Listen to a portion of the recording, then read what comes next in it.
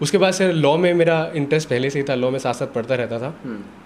Constitutional law से मैंने specialisation किया। सो वहाँ पे सर सभी टीचर्स थे हमारे, प्रोफेसर सिद्धार्थ फुलर सर हैं, तो सर उन्होंने बहुत, वो उनकी जो लॉ पर कमांड थी, हमारे सर डॉक्टर मनोज सर हैं, मनोज सर की जो कमांड थी लॉ पर, तो वो सब चीज़ें सर उनको देखकर हम इतना इंस्पायर होते थे कि ऐसा लगता था कि वहाँ ये कैसे हो रहा है, एक जादू की तरह लगता था। जैसे वो एक्सप्लेन करते थे किसी भी कॉन्सेप्ट को, कहाँ से शुरू कर कर एकदम, मैं एक घंटे का जो उनका लेक्चर होता था टीचर्स का, ऐसे लगता था कि कहाँ से शुरू किया, कितनी इन्होंने डॉट्स कनेक्ट, कितनी कड़ियाँ जोड़कर कैसे कंक्लूड किया, कोई ये तो जादू ही है, कहाँ से शुरू, कैसे हो सकता है ये। तो वो देखकर इतना इंस्पिरेशन मिलता था कि क्या हम भी कभी ऐसा कर सकते हैं, इसका आधा भी क्या 10% भी अगर कर लें तो बहुत बड़ी बात है। तो वहाँ से सर इंटरेस्ट और बढ़ता गया कि इसको डीप में थोड़ा एक्सप्लोर किया जाए कि लॉ कैसे होता है। फिर सर थर्ड ईयर में सर मुझे एक अपॉर्चुनिटी मिली। वैसे सर वहाँ पर होता है कि हमारा मूटिंग का एक कल्चर है, तो सर मूटिंग जैसे सर एक मॉक ट्रायल होती है, उसमें आपको एक प्रॉब्लम दी जाती है और प्रॉब्लम पे फिर लॉ की प्रॉब्लम होती है, उस पर सर बच्चे अपने केस को प्रिपेयर करते हैं, आर्गूमेंट्स को प्रिपेयर करते हैं और फिर जजेस के सामने उसे प्रेजेंट करते हैं। तो थर्ड ईयर में सर वो मुझे एक मूट का मौका मिला, उसमें sir honourable retired justice mister BR Srikrishna sir, उन्होंने सर हमें जज किया फाइनल्स में।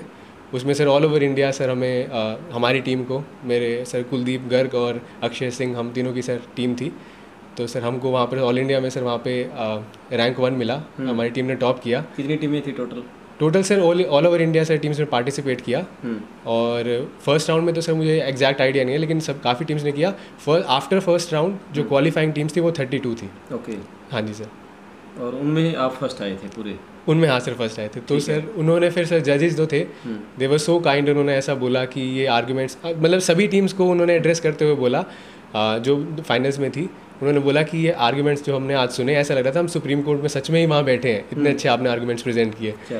तो हालांकि वो पता नहीं कितना हमने इतना अच्छा शायद किया भी ना हो, लेकिन उस समय हमारे लिए वो इतनी बड़ी बात थी, उसने इतना हमें बूस्ट दिया कि हमें लगा कि ये तो इतना उन्होंने बोला है, तो हमें मतलब हम इस फील्ड में कुछ ऐसा कर सकते हैं कि, और सर मेरे लिए तो स्पेशली खास बात थी क्योंकि सर वो पूरा फॉर्मेट इंग्लिश में था और फर्स्ट स्पीकर था सर मेरी टीम का।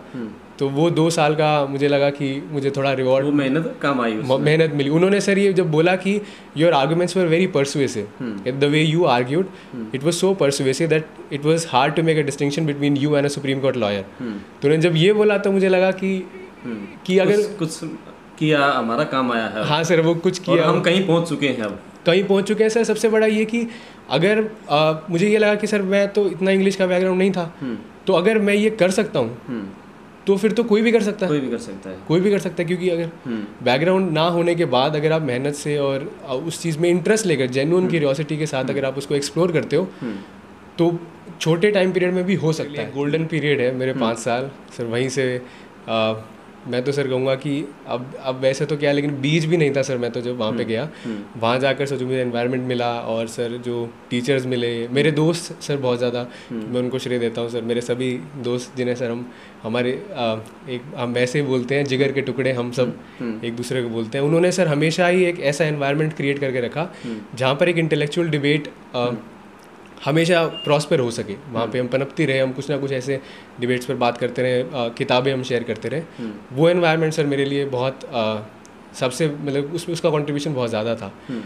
जब सर मैं कॉलेज में एंटर किया तब मेरे लिए सबसे बड़ी प्रॉब्लम ये थी कि मैं इंग्लिश जो है वो मुझे उतना, मैं उसमें प्रोफिशिएंट नहीं था क्योंकि मैं अपनी जिस सिटी से आता हूँ वहाँ पर इंग्लिश का इतना एनवायरनमेंट नहीं है। हालांकि मैं क्लैट के लिए मैंने पढ़ा था, ग्रामर होती है, उसके रूल्स आप समझ लेते हो, लेकिन वो मैथमेटिकल आप थोड़ा सा समझ पाते हो।